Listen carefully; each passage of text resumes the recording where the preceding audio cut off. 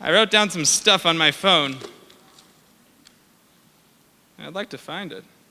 But I can't find it, so I'll just tell you what's on my mind. When I was in Politz, we were in a trailer.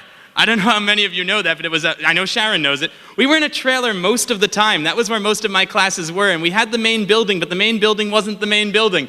The main building was the basement of Sons of Israel. Then when I was there, it was a trailer. There were 5 to 6 people in my graduating class. I don't remember exactly how many. And then I went on to high school. And recently, Rabbi Glustein invited me back. And you tell me there's 180 students, and we have a building. And we used to play basketball in an area that was way too dangerous to play basketball, like in a gravel corner of the schoolyard with a bunch of holes in it. Now they have an actual basketball court. It's incredible what Politz Day School has done, and I am extremely proud to be an alumnus of this institution.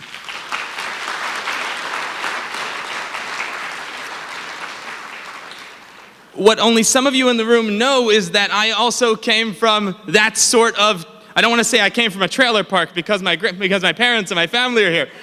I did not.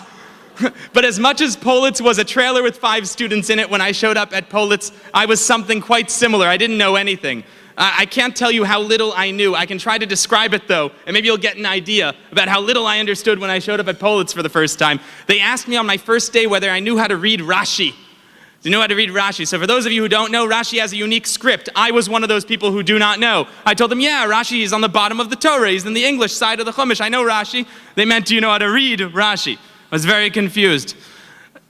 A rabbi asked me, Rabbi Spiegel was my rabbi in the 8th grade. He asked me whether I had an esrig for Sukkos. And I asked him whether or not it was I thought it was a vehicle. I thought that was an automobile. What is an esrig? I thought it was a kind of large 18-wheeler. Turns out that it's the thing you hold with a lulav. My first day, Rabbi Glustein asked me if I had a pair of tzitzis, and I told him I don't wear a talis. It would have been extremely easy. I was only there for the 8th grade. Nothing would have been easier than to put me in the top secular classes, keep me in the back of the room during Torah studies, and let me move on like that. Not to deal with this problem who doesn't know an esrig from an 18-wheeler or tzitzis from a talis. To not deal with this kid who shows up in the 8th grade at Politz, hide him in the back of a room, and let him move on to high school, let them deal with him. That's not what Politz did. Politz made sure that I was taken out of the class at times that were convenient to catch me up to everybody else. They learned with me one-on-one. The Rabbanim, including Rabbi Glustein at the time, was a 7th grade Rebbe. He took me aside and learned Mishnayos with me. Learned with me one-on-one until I was caught up to the point that by the time I was ready for high school, I was able to join a normal shir with everybody else. 1 year into high school, I was able to join the top shir in high school, and went on to never have to look back and wonder what could have been if Politz hadn't been what it was. Had Politz not been there for me, I would not be here now.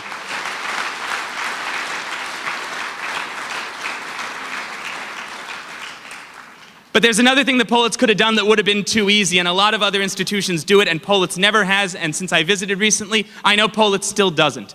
There's a fundamental difference between education, Jewish education, whatever you want to call it, and chinuch. Chinuch is a way of life.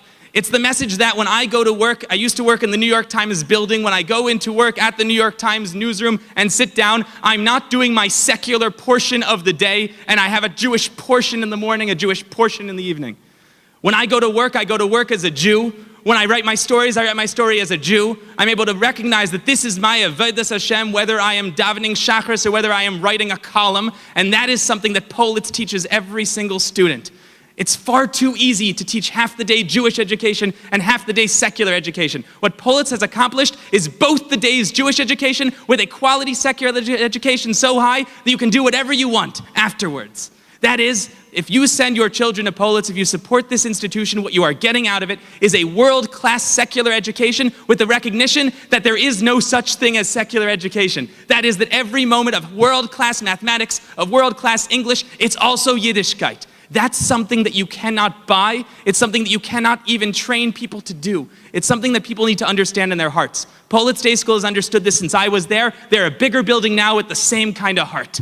I beg of you to make sure that people like me who are being raised in the community right now have a place to go where they won't leave them in the back of the room, where they won't dismiss them if they show up late to school and they're a problem to catch up, where they won't dismiss them if they don't know an esrig from an 18-wheeler, and where they will teach them the kind of chinuch that they can take to the New York Times newsroom and the kind of secular education where nothing will be in their way ever.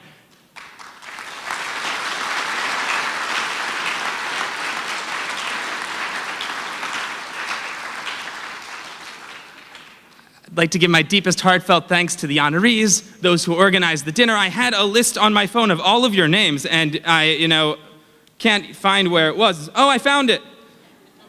I'm going to tell you all who I want to thank. I had the day before, I was told that I had 3 minutes to speak. The schedule says I have 10, so I don't know where I am right now, but maybe we'll take another 10. There we are. I want to, of course, congratulate the other honorees.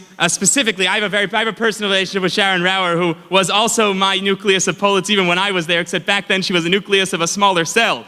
Now the cell is 10 times the size. But congratulations to all of the honorees. To thank Rabbi Rothman and Rabbi Epstein and Chazan Horowitz and the dinner co-chairs, the Ad Journal Committee, the board co-presidents. A very, very, very special thanks to Rabbi Glustein, who has continued to follow up with me in the years after I left Politz, and who I find an inspiration in everything that he does at Politz, and of course Rabbi Glustein's team and those who work with him to take Politz Day School and make sure that it is not, God forbid, an academic institution, but a chinuch institution where the academics are the chinuch and it's all one. Want to make sure that I thank the rabbis of Chabad who are here. All of them are here. Specifically, I can call them up. I think I know their names. We have Rabbi Kamaker, we have Rabbi Kahn. We have Rabbi Richler here too, all the way in the back. And of course, Rabbi Mendy Mangel, who, I don't know what to say about Rabbi Mendy Mangel, besides if you know him well, it is not good to follow him when you're speaking in front of people. But Rabbi Mangel, who directed me toward Politz, guided me through the process, and guides me and my family out the other end. Thank you, Rabbi.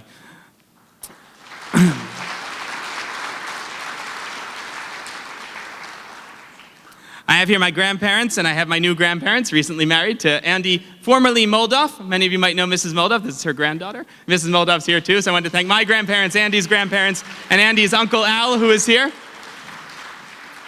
My parents, who sacrificed a ridiculous amount to make sure that I could get the chinuch that was at Politz and then have it reaffirmed at home again and again and again. Who sacrificed their money and their time and their energy that they didn't have to make sure that everything that happened at Politz also happened at home. And, yeah, go ahead, please.